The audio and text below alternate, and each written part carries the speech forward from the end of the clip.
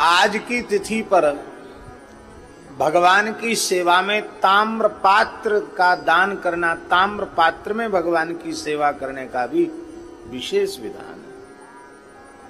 आज हम मध्याह्न में जब वाराह पुराण का जो अपना दैनिक पारायण कर रहे थे, उसमें आज एक विचित्र कथा आई। उसमें कथा आई, गुड़ाकेश नाम का महान असुर, उसने अत्यंत निष्काम भाव से 14,000 वर्ष तक कठोर तपस्या की। भगवान श्री हरि प्रसन्न भये और भगवान ने प्रकट होकर दर्शन दिया। बोले, हे भक्तराज गुड़ाकेश, असुर कुल में उत्पन्न होकर भी तुम सर्वथा निष्पाप हो चुके हो। तुम मेरे, ये भैया बहुत गर्म हवा फेंक रहा है, जैसे हीटर चलता है इस तरह से। इसमें क्या है, इसको देखो एक बार, जो भी इसके देखने वाले हो। 38 नंबर पे चल रहा है। तो भगवान के अनुग्रह से, भगवान के महान अनुग्रह से चलो करते रहे। तुम बैठो, ध्यान से सुनो। श्री सीताराम जी महाराज की जय। भगवान ने कहा, गुड़ाकेश, तुम्हारी इच्छा क्या है, तुम्हारा मनोरथ क्या है? गुड़ाकेश ने कहा, भगवान, मेरी पहली इच्छा तो ये है कि आपके पवित्र सुदर्शन चक्र के स्पर्श से मेरी मृत्यु हो। आप चक्र से मेरे मस्तक का शिरच्छेद करें। मैं निरंतर आपके नित्य धाम में रहकर आपका पार्षद होकर सेवा करूं, और मेरा जो शरीर है, उस शरीर का प्रत्येक अंग आपकी सेवा में काम में आवे। मेरे शरीर का मांस ताम्र नामक धातु में परिणित हो जाए और वह ताम्र आपको अत्यंत प्रिय हो।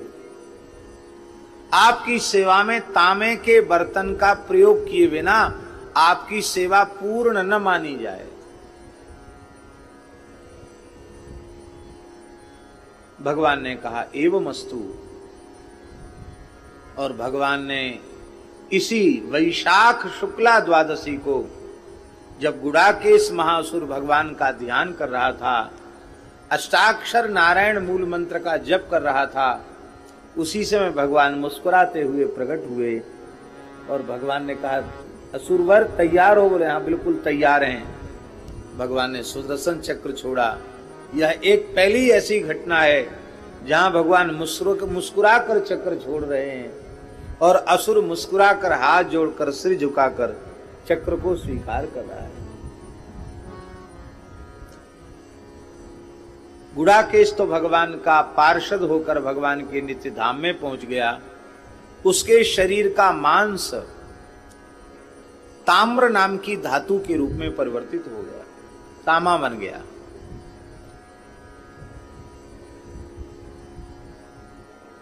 उसकी हड्डी चांदी बन गई, उसका रक्त स्वर्ण बन गया। इसलिए तामा, स्वर्ण, चांदी, ये सब उसी के शरीर से उत्पन्न होकर भगवान की सेवा के योग्य बने, पर उनमें तामा सबसे श्रेष्ठ माना गया। इसलिए आप लोगों ने देखा होगा, प्राचीन मंदिरों में भगवान को जिस पात्र में स्नान कराया जाता है वो तांबे का पात्र होता है। भगवान सरयू जी का जल, यमुना जी का, गंगा जी का जल जो भर के लाते हैं, जल घरिया, तो वो तांबे के कलश में ही जल भर के लाते हैं। ताम्र पात्र इतना पवित्र होता है कि उसमें जल पहुंचते ही सामान्य जल भी गंगा जल के तुल्य हो जाता है। आज के दिन ताम्र पात्र के दान की भी बहुत बड़ी महिमा है, क्योंकि आज ही तांबे की उत्पत्ति हुई। अब तांबे में थोड़ा अमनिया थोड़ा बढ़िया से करना पड़ता है, तो लोग तांबा आमा नहीं तो थोड़ा पैसा बढ़ा कि चांदी ही ठीक है। चांदी तो ठीक है, पर चांदी अंतर्धान बहुत जल्दी होती है। चमकती हुई चांदी किसी को भी अच्छी लगती है। कोई बात नहीं, जैसी भगवान की इच्छा। हमारे यहाँ मलुक पीठ में ठाकुर जी को शाम को उत्थापन होता है। इतना बड़ा कटोरा जिसमें कम से कम 2 सेर सामग्री आ जाती है। इतना बड़ा कटोरा तो उत्थापन में भोग लगा के बाहर रखा। किसी श्रद्धावान की विशेष इच्छा हो गई होगी, पता ही नहीं चला, अंतर्धान हो गया। कांसे के पात्र मंगा के बड़े बड़े रखे हैं। हाँ, तांबे के पात्र में भोग लगाना वर्जित है। स्नान कराया जा सकता है तांबे के पात्र में, और सेवाएं भी की जा सकती हैं, पर उसमें नैवेद्य अर्पित करने का विधान नहीं है। तांबे को जूठा नहीं करना चाहिए, क्योंकि वह अत्यंत पवित्र है।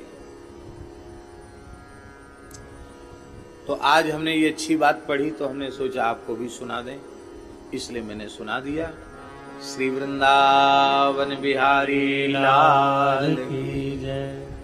इसलिए भैया संध्योपासन के पात्र भी तांबे के हों तो बहुत अच्छा है, पर जिसमें आचमन आदि करके हाथ धोते हैं, जल गिराते हैं, वो तांबे का न हो तो अच्छा है, क्योंकि फिर हाथ जूठा हो जाता है और उच्छिष्ट उसमें गिरना, तांबे को जूठा करना वो निषिद्ध है। इसलिए वो दूसरा पात्र, हमने धर्म संघ वाले गुरुजी को देखा कि वो सामने वाला पात्र तो इतना बड़ा कटोरा रहता था उनके पास, स्टील का ही, पीतल का नहीं तो स्टील का। पीतल का चल सकता है, क्योंकि गुरुजी जल का प्रयोग बहुत ज्यादा करते थे।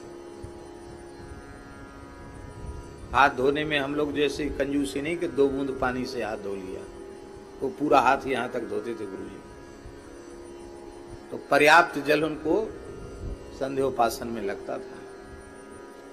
शौचाचार की बड़ी महिमा है। बोलो वृंदावन बिहारी लाल की जय। जय जय श्री राधे। धन गुरु जिन हरि नाम सुनायो, मदन गोपाल